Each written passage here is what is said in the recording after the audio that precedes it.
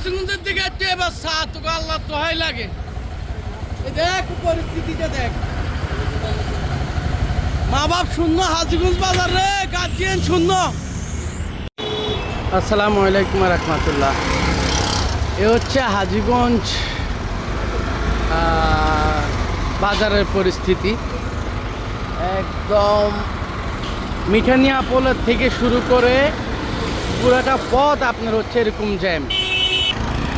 হাজিগঞ্জ বাজারের মনে হয় কোনো মা বাপ নেই, একদম টোটালি গার্জিয়ান শূন্য এই শহরটা।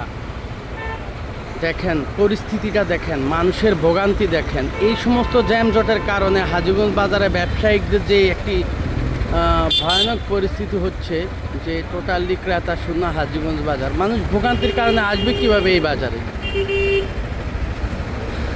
এ হচ্ছে পরিস্থিতি। একদম টোটালি মিঠানিয়া পোল থেকে শুরু করে একদম হাজিগঞ্জ বাজার অবধি এই অবস্থা।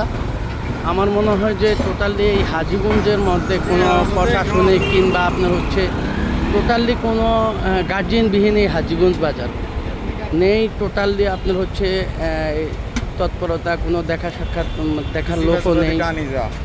তো হচ্ছে পরিস্থিতি।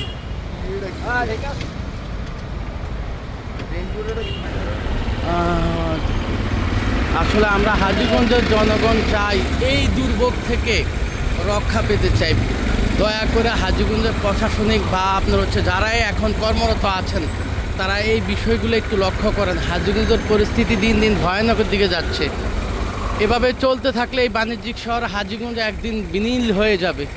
প্লিজ দয়া করে সবাই একটু এগিয়ে আসুন, প্রশাসনিকভাবে হাজিগঞ্জটাকে রক্ষা করুন।